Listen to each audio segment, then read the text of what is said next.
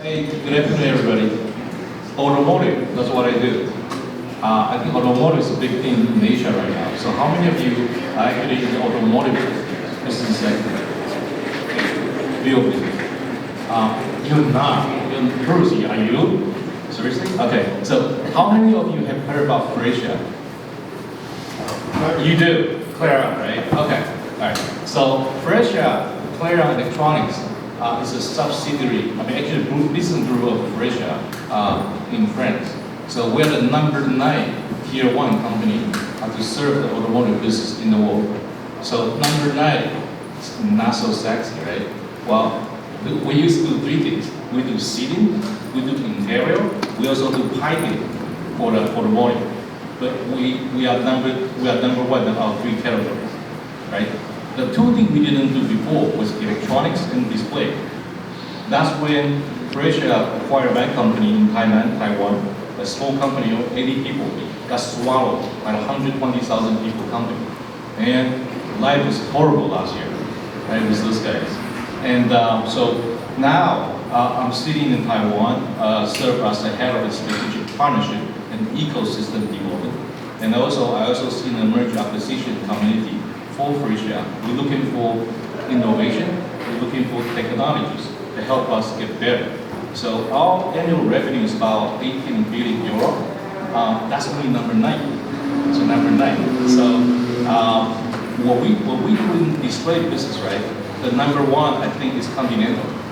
They buy 1 billion displays like annually, right? We bought 0 2 years ago. So the way we figure out we can win in this business is actually through innovation. So I cannot go PK with Continental, with Harman, or Bosch. So we have to invent something. We have to do something different.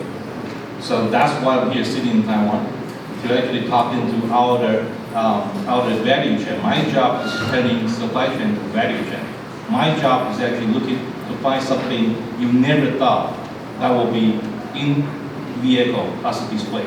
So, and the only thing we feel we're good at it, at this time, is we do carpet. We're number 1 interior company in the world, right? So, somebody talk about Tesla, right? So we build every Tesla's Model 3 instrument cluster, right? Yeah. So, and my company in Thailand was called Kovatec. We actually been served Tesla for 12 years already.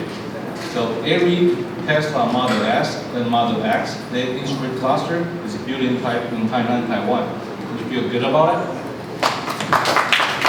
So we are the sole supplier for Tesla. If we don't ship any product, if earthquake or something happens, God forbid, Tesla won't build any shitty cars.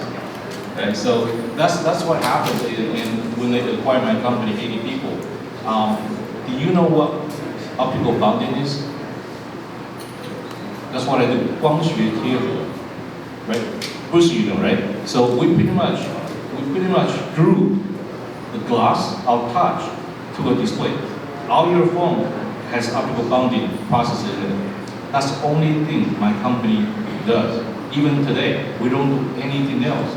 Well, you think that should be easy, right? Super glue, right?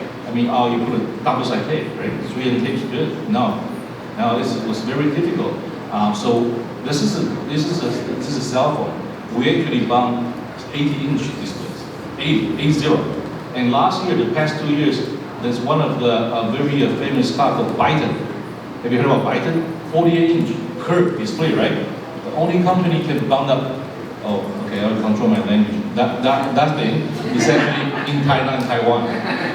Right? So my company was actually from the Chime group. You all know Chime, right? The Bible cake. Right? So 5 years ago, actually 6 years ago, I did a BO from Chime. I came back from Silicon Valley to Taiwan, and they told me, no, you don't have a budget, you don't have any headcount. If anybody leave, you do it. I said, okay. I said, well, you guys want me to play Moneyball, right? They said, pretty much. We want you to make a profit. I said, what the hell? That's what Silicon Valley people does, right? We're crazy. So I took the job. So I took the company, and they want to give me money. I said no. I would do MBO, but now it's venture capital guys give me money because they hated me so much because I don't back down, right? So finally we got some money from LP, and then we raised some money from friends and families. Everybody does, right? So in 5 years, we got acquired by Faurecia, 10x. We never really make a profit.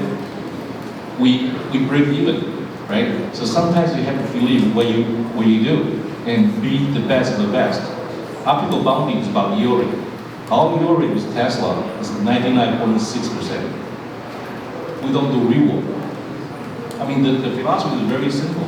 Be perfect. Be perfection is doable, right? So that's what we did.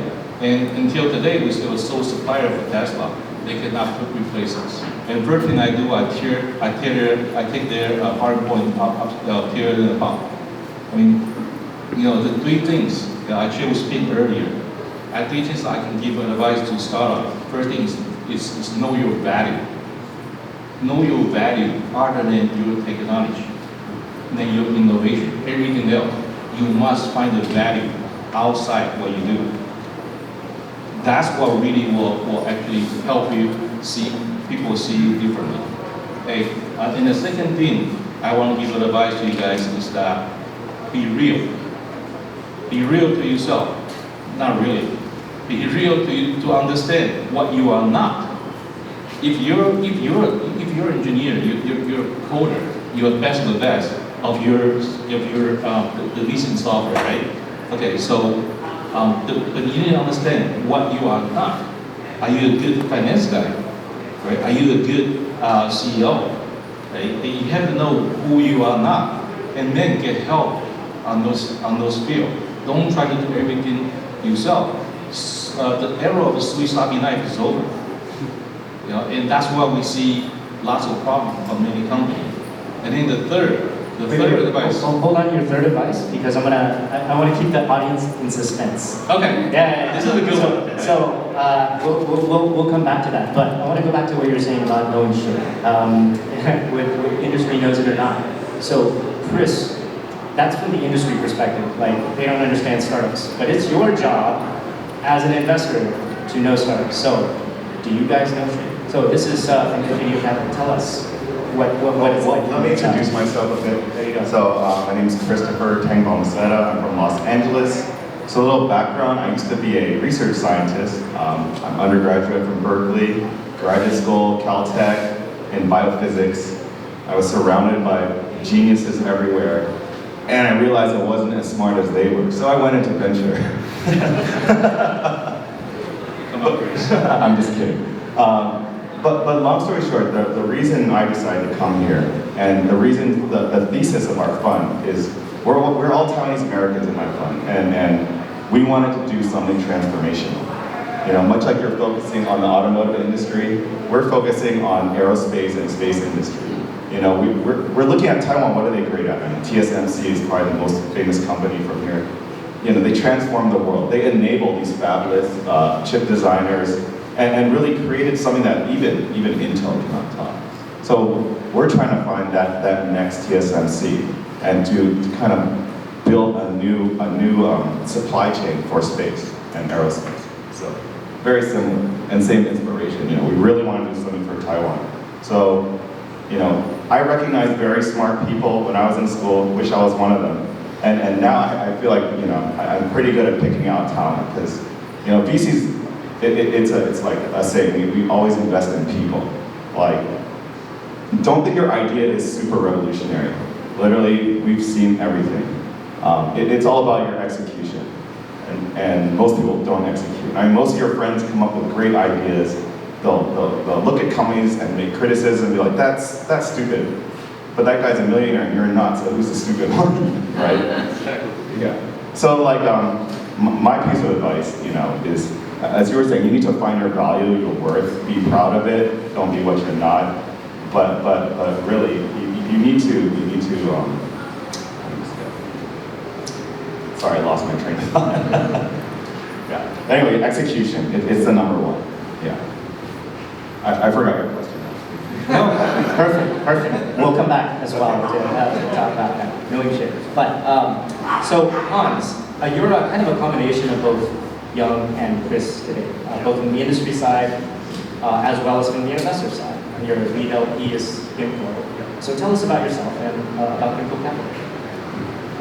It's a great pleasure that I speak in the Mosaic Mashup here. And I just introduced myself first. My name is Hans, and I'm the investment director of KYMCO Capital. And KYMCO, I think everyone in Taiwan knows KYMCO is the first brand in Taiwan to do the motorcycle, and it's a very traditional company, 50 years in Taiwan. Like for this kind of company, there are a lot, like SME in Taiwan, but they don't have the new trend, and they don't have the people or the team can follow the new stuff, catch the trend around the world. So as a KYMCO Capital, we are a kind of innovation VC fund, and we help all the RLP, including KYMCO, including Busling, including all the limited partners in Taiwan, to find a new way to go to the new market and catch up the transformation of the world. So our investment segment, including the mobility as a service, and also the vehicle, and including the electric vehicle. And for now, that we also co-work with some other partner like TMT, telecom company in Taiwan. So we also invest in 5G and telecom in Taiwan right now.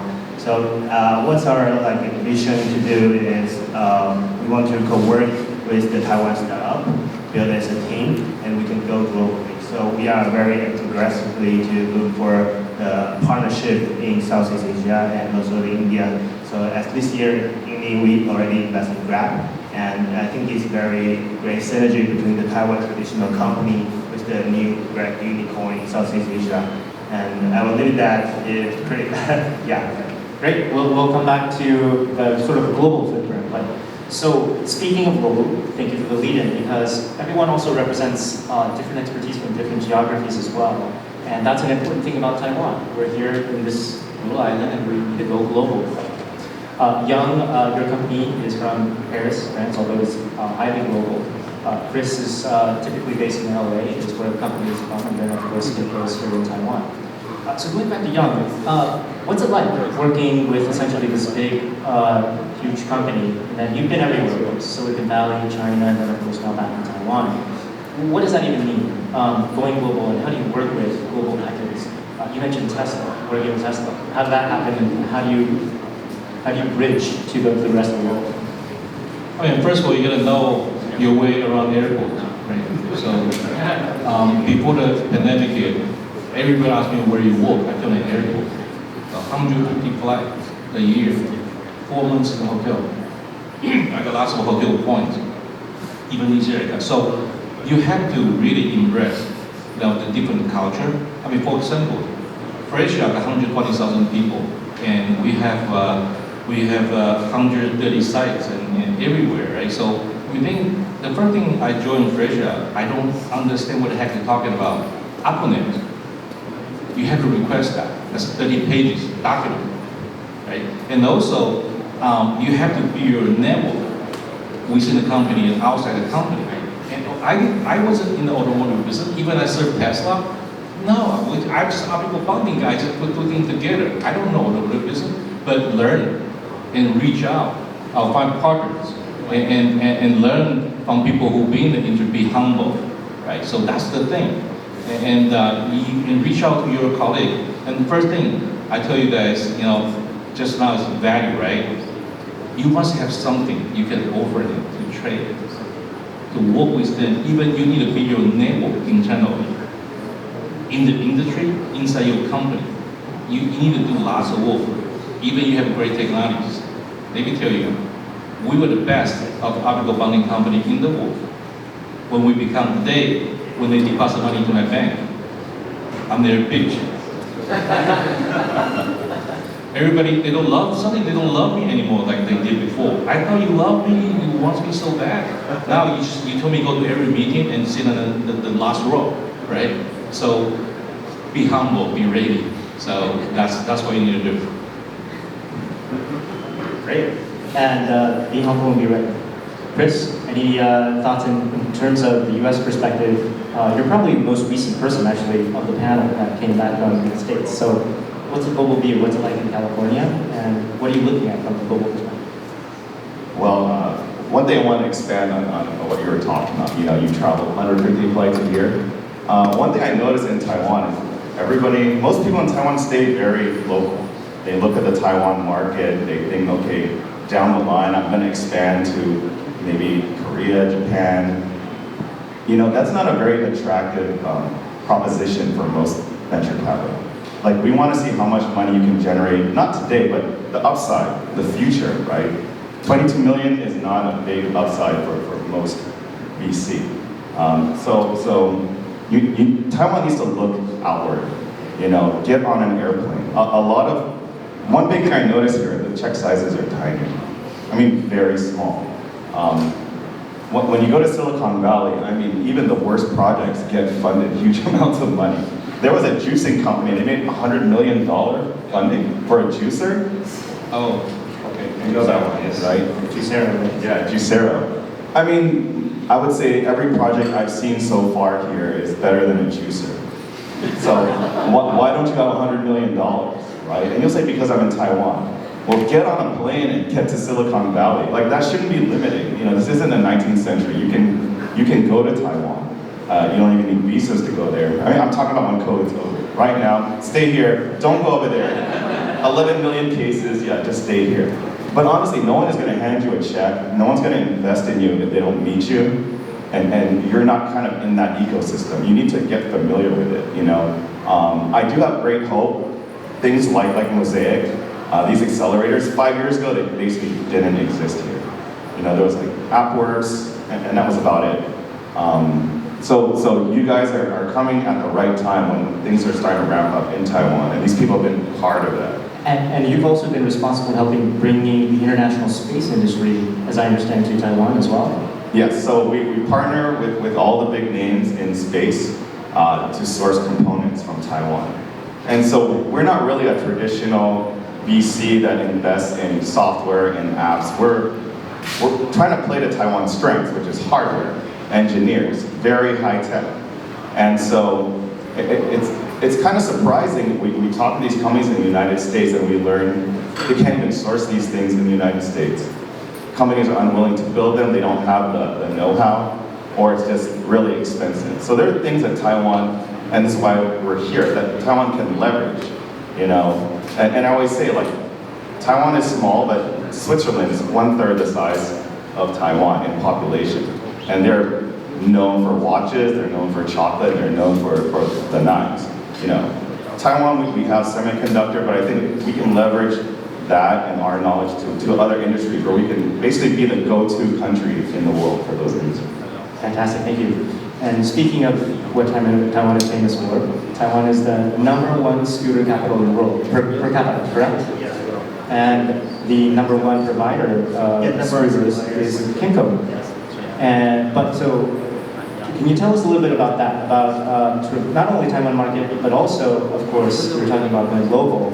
You mentioned, for example, you're looking at different markets like Southeast Asia, and working with one of the biggest players, right? In this sort of the rideshare, which was one of our pitching startups today as well. Okay. I just want to echo that what Pang said. Taiwan has a great technology, and Taiwan has a great team here. But it's too humble to be ready, because we have many great products and great solution technology, but we don't know how to go globally. So what we see that, as your point of view in Taiwan startup, I think the first key is we have to go global. We have to know the market, because Taiwan is not a very big market, and every VC is chasing about the capital gain. So if you want the VC to be attracting you, and you have to be ready to go globally as possible as you can. And I think the second is you have to choose your investor as well. You have to find a very strategic-oriented partner to work with you, because you don't have that much resource. So that's the second point. And the third point is you have to have a great business model. Because like for Taiwan company, we always said that we have a great technology, can feed the customer, but we don't exactly know what customer needs. So I think the business model is very important for the Taiwan startup to catch up, to go global. And what my point of view is, because we have engaged with many global startups like Grab, they are like very, even they are the unicorns, they are very humble to get any kind of partner on their platform. They get an investor from Honda, Yamaha, they get investor from Toyota, and also Microsoft. So what they need is the resource, not exactly the funding. They can get the funding from any kind of bank or any financial institution, but what they need is they need this partner to help them grow the ecosystem in Southeast Asia. So what KYMCO work with Grab is like we are as a KYMCO Capital, we know what the language the startup said, and we also know what the pain point of the traditional company in Taiwan. So we have to leverage this to go globally. And what Grab did in Southeast Asia is very clear. They are the APP platform with a company who knows the government most, and they are very customer-oriented to get traction. So what they need is the solution. They need many kind of solution, like the hotel platform, they need the hardware platform, they need the software technology company to help them diversify their business and grow in the long run. So we co-work with the Grab is electric motorcycle business. And this business is new in Southeast Asia because their infrastructure, their transportation is not very well. But all the company use the dual motorcycle in Southeast Asia. They have like 115 million scooters selling per year in Southeast Asia. But KYMCO there is almost zero. But in Taiwan, the market is only like 0.8 million scooters per year. So the market size really is very different. So what we did is we find the pain point of the KYMCO. They cannot use the dual scooter to penetrate the market. So we proposed the IONX, the electric motorcycle solution, to do the battery swapping station to building in Southeast Asia. And what Grab did is they know the driver. They have many drivers to deliver the package, to deliver the food, to deliver the passenger, and they need a great vehicle. So what we did is we co-work with them to figure out the best solution to make them profitable in the long run. So they can make sure their valuation is not the fake. They have a real valuation of that company. That's what we did in Southeast Asia. Great. So obviously a lot of opportunities in Southeast Asia. In fact, the Taiwan government has this study, right? So talk to Hans about those opportunities as well. First of all, are there any audience questions? If you do, Bruce? Did you invest in WeMo? Not exactly. Yeah. Do you care to say anything about that? I think they're like very great company. It's a great team. They use your motorcycle. Sorry. Yeah. They use our motorcycle. Like Clarion use our motorcycle, and many like startup use our motorcycle. And I think the pain point of the scooter sharing business is about their demand and supply. The supply side for the scooter actually is a capex, very heavy capex. And the demand for the sharing business for commuters, like we work every day to go to the office, it's not exactly sure that they can earn how much money. So like for the demand side for the consumer, it's not very solid. Even every kind of sharing scooter company around the world. So why we invest in Grab, not invest exactly in WeMo, is because we think Grab already have the demand. They have many drivers. They will drive like 20 times per day on their scooter. So they can ensure their demand. And after they have the demand, we can invest in CapEx to catch up the demand to get a profitable business in the long run. So like from an investment perspective, that's the point of view. But like for WeMo, I think they have great potential because they are like quite a kind of leader sharing scooter business in Taiwan. And they also can engage with other partners like the retail, food delivery company, and this company to work together to get an alliance, and they can ensure their demand. And for their business, will be much more like attractive in the long run. Great. I just want to add something to that. The one issue he brought up about WeMo and why Grab is, it's a good idea that your company shows traction. Like the days when Silicon Valley will throw money at everything are gone. Like startups need to show traction. We need to see some customers, we need to see some revenue, or at least people want your product. Like if you have loss and a lot of customers, it's fine. But we don't like funding proof of concept, and we don't like funding if we can't see a clear need for your product. Like go back to the drawing board. At least pitch us that there's a demand, right? So, Agreed. Any other questions? Speaking of demand, so while you think about it, just raise your hand if you do have questions. But going back to a potential movie, Bruce, you probably know this is a pop culture whiz. There's a famous movie, I think it's The Graduate, where they're talking about career opportunities, etc. And I think it's the uncle that goes up to him and says one word, plastic, and then walks away. The young startup people here probably have no idea what I'm talking about. It's like an 80s movie or something like that. Go rent it on Netflix. But I want you three to replay that scene, but this time replace it with what you think are the hottest opportunities. A couple words are okay. 1 word, 2 word, 3 word. But keep it a word. Young, you want to take a crack at it? What are the opportunities you want to see more startup people do? Wow, this is tough. This is tough because my point of view always on the upside angle, right? Opportunities. I really don't think. I don't look at your technology. I don't really look at what you do. I really want to see how different you are, your differentiator. Can you help me to win? Can you help me to win? So I am looking for win. I'm looking for you. The opportunity.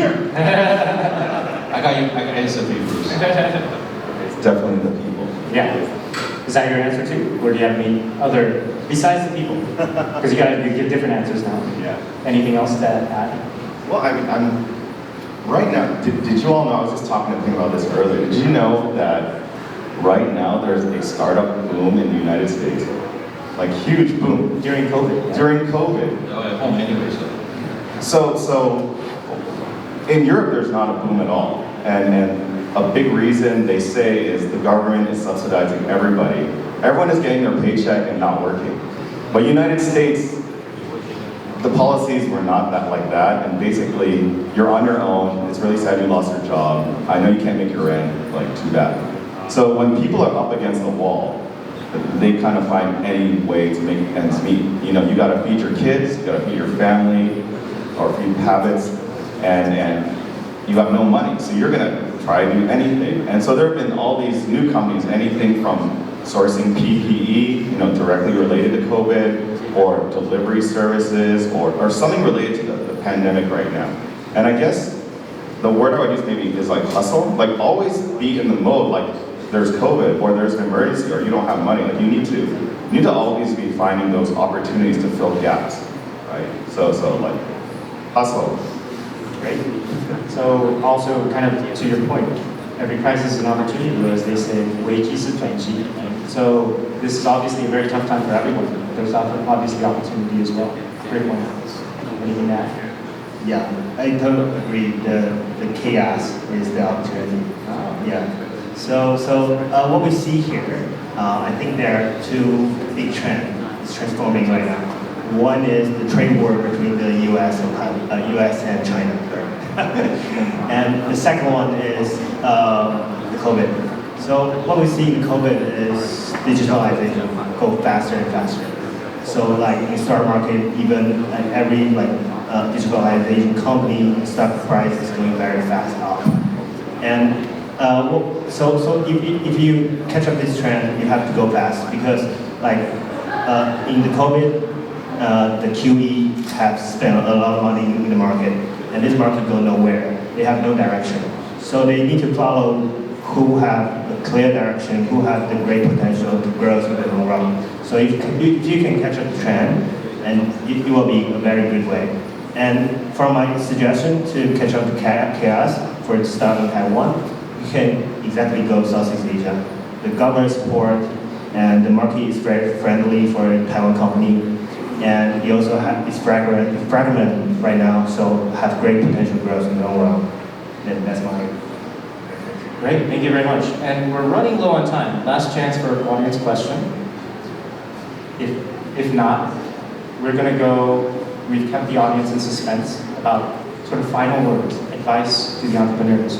And you already started this, which is great, because you started the ball rolling. So you mentioned, know your value, be humble, and then you're going to tell us number 3. But before we go to you, let's do Chris first, and then we'll end on you. More suspense. Oh, a question. Oh, sorry, I didn't see you there. So maybe, my question is, as you mentioned, a lot of the staff are looking for government support. So as you mentioned, a lot of the staff, local staff team, they are looking for government support. They're looking for money, the policy, subsidize. So how can you change this kind of mindset? So how do we go from get ourselves off of just government, which is hugely disproportionate? I believe there was a study that was done recently by TIER that said something like 60%. There's also government, there's also corporate, and then there's private industry. So anyone want to take, one person want to take this? Who's going into more? Well, you know, they say government funding is enough funding to fail, right? It's to get you started, but you need to understand the government doesn't measure by success, by profit, by, you know, they have KPIs. They're trying to appease their bosses, right? You need to lend your company to pitch to like corporates, to VC funds, make it attractive. You need a good narrative, basically. That's actually something I see lacking in a lot of companies in Taiwan. They don't have a very good narrative of why they exist, what are you solving, right? I mean, like Skirt, I like the way you presented it because you were like, this is the real like pain point I have, right? Those are like ways to pitch your company with a narrative. And it doesn't have to be a real narrative, it just has to be a believable narrative. Most of the companies that pitch, it's all fake, right? But it sounds good because you're trying to raise money. That's, I think, the best way to get away from government funding is make your company structured to pitch to people who have actual money and want you to be successful, not just for their like KPIs. Right? And going to the customer sort of directly, right? Fulfilling real pains, real needs. Excellent point, which is an excellent piece of advice. And so, as we're running low on time, final words on advice to startup founders. Maybe we can go this way.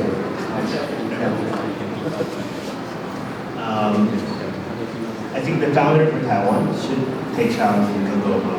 That's the take challenge and go globally. Go global. Yeah. Right. Go fast. Go fast. Excellent. Yeah, like in Silicon Valley. I mean, if your idea is good, don't go step by step. Like you need to scale immediately. If you can't find the money, your idea is not good. So. And then pivot. So go fast also means change, modify, pivot, like until you find that right path. Don't waste your time going down the wrong way. Go globally, go fast. Now your number 3 advice. Reach out, build your network. Don't try to do everything yourself. And then you have to really learn.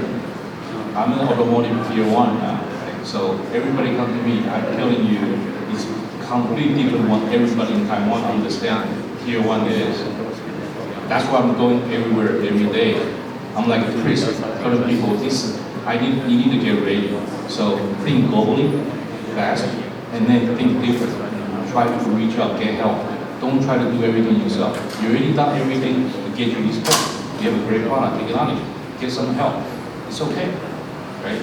So that I think just be open.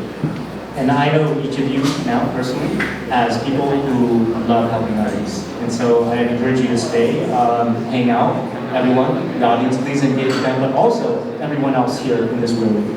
Compliments of Mosaic, there's also networking events and afterwards. So that's absolutely what it's about. We've emphasized people. It's about who you know. Thank you very much. Thank you all very much.